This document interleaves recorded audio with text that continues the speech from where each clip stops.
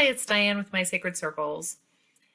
Welcome to part 5 of 6 for the Runes series, where we pair them up with the major arcana and then we put stories to them.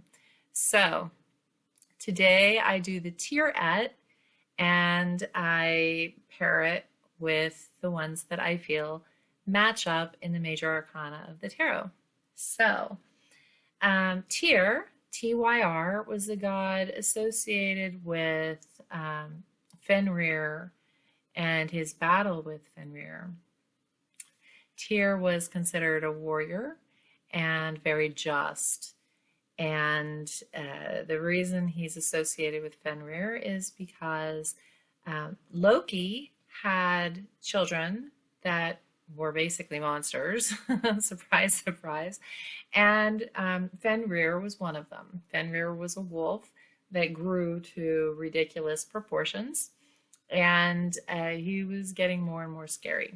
And so they knew that, the Asgardians knew that this was going to be a problem, and so they chose to raise Fenrir to try and minimize the threat.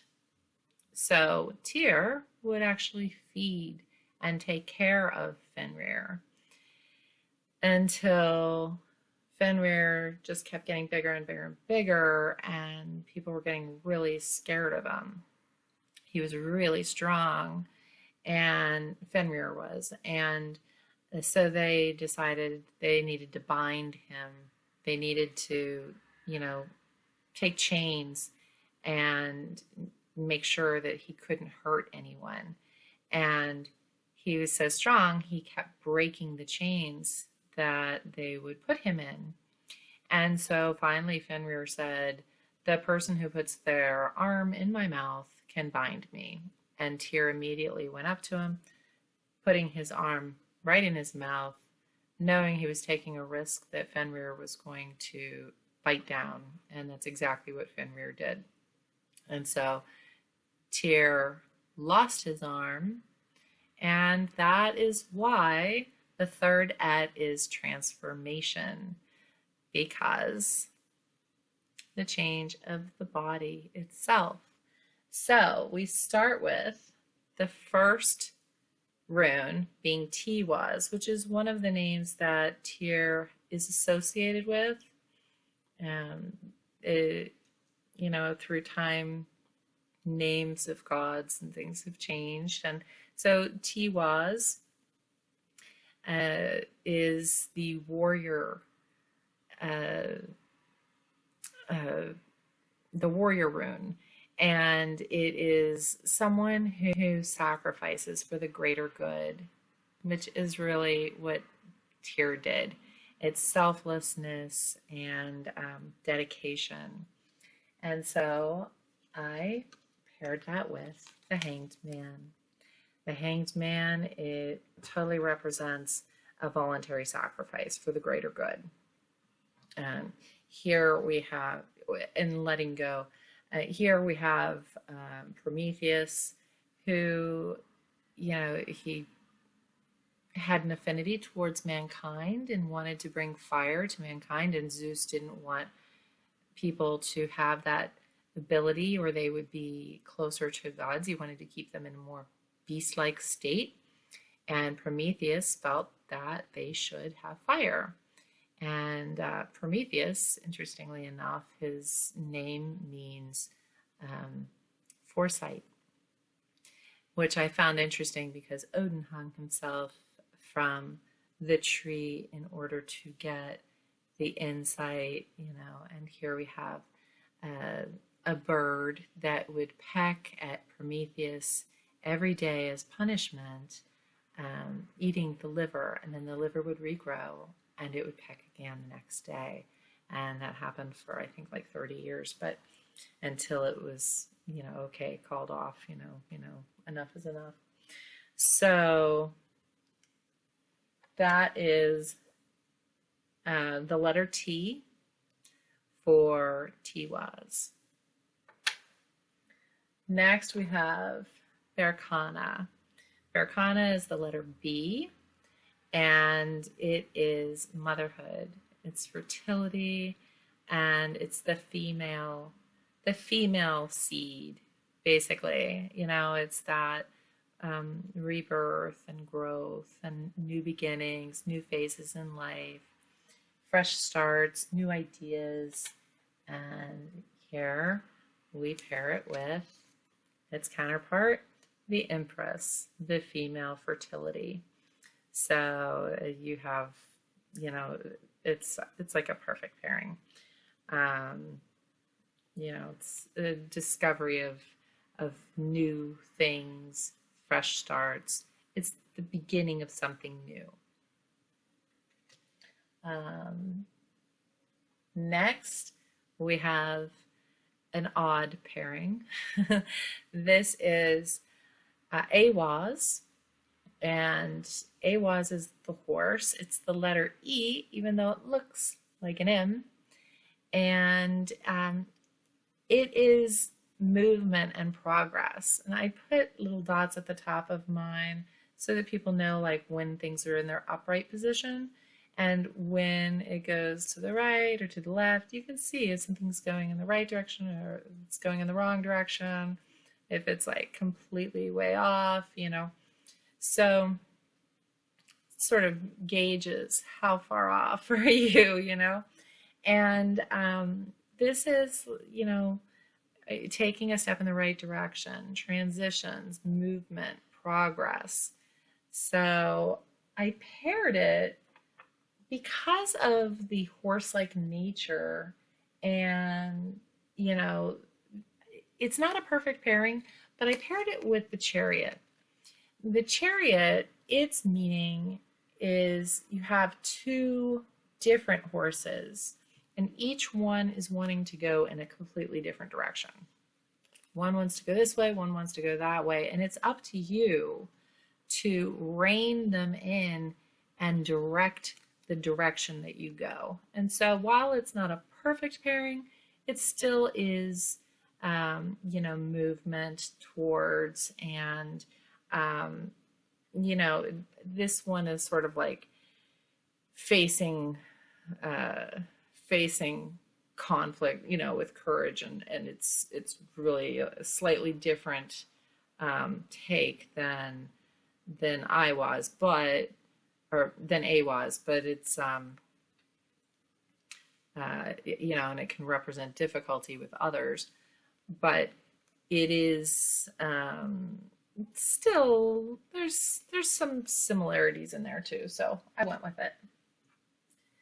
Next we have Manas.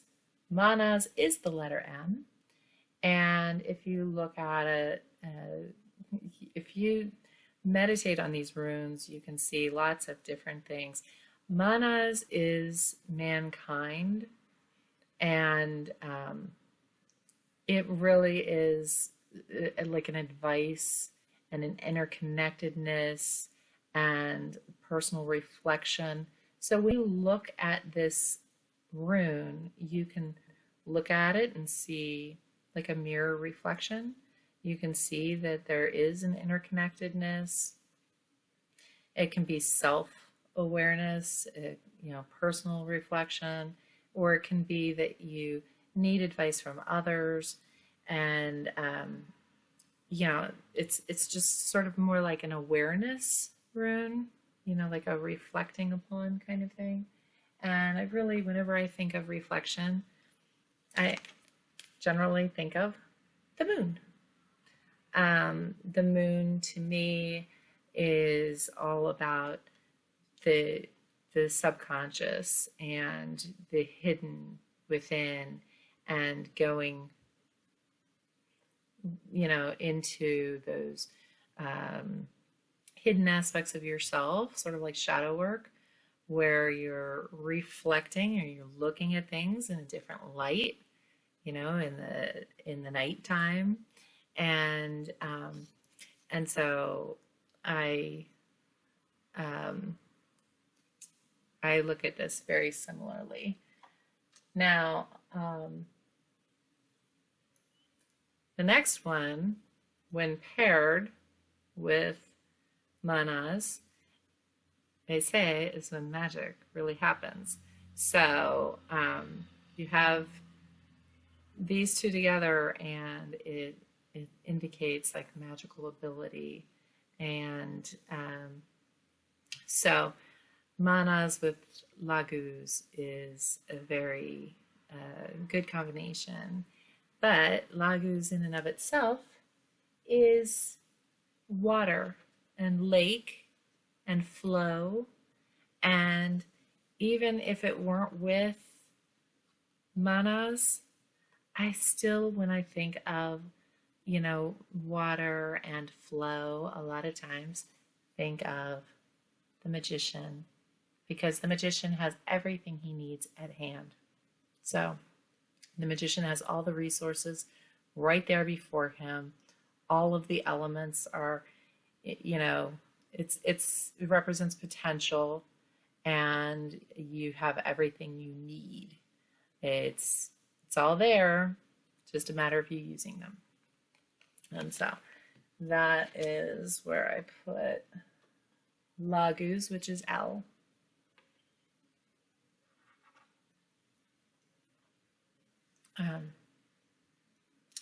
Next, I put ingus. Ingus, sometimes you'll see it like this, and sometimes you'll see it like that. And it's the male counterpart to the seed. So this is also, it's like the masculine version of fertility.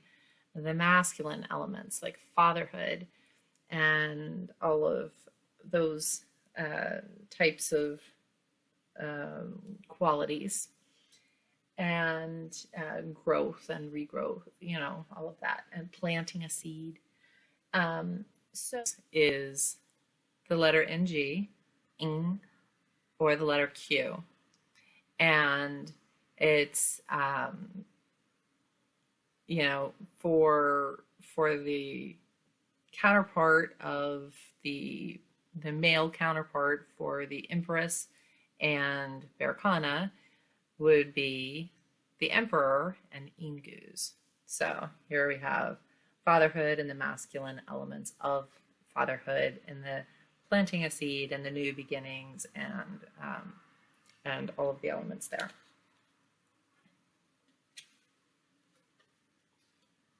The next one is Vagas, and this is daybreak. It's the letter D, and it is traditionally always looked at as a good sign, and because when you're out on a ship and daylight comes, it's good.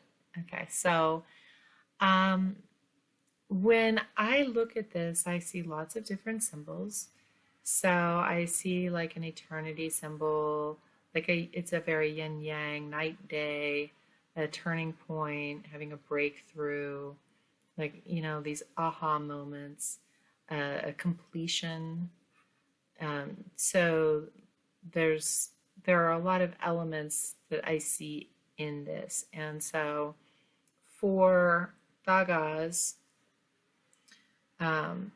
I paired it with the world, and I view the world very similarly.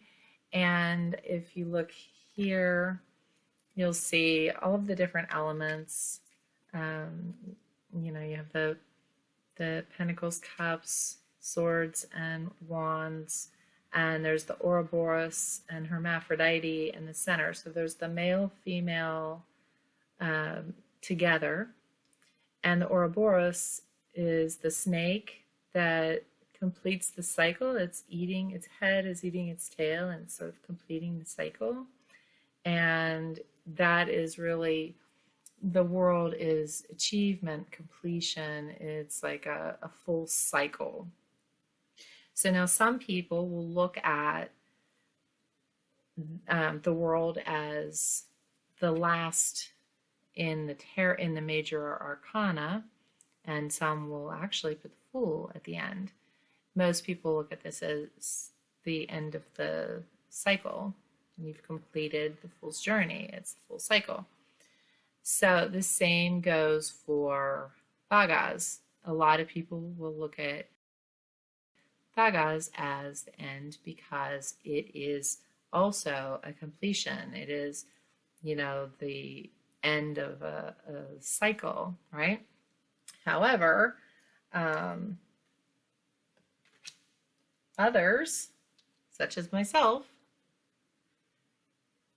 put Othala at the end. And Othala is homeland.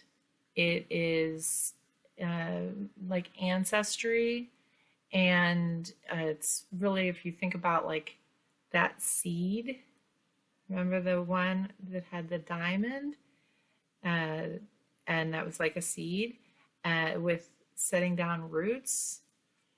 This is homeland. This is after that whole journey that you've just taken, you're returning home.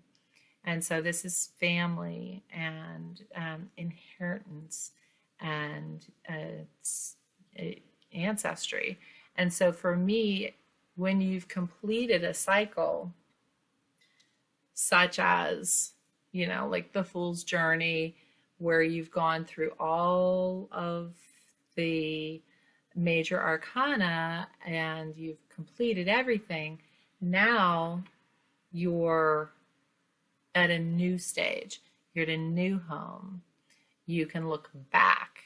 You're at a new stage. Like it's really that it's looking back at the ancestry. So for me, Othala seems very on point with being the last one.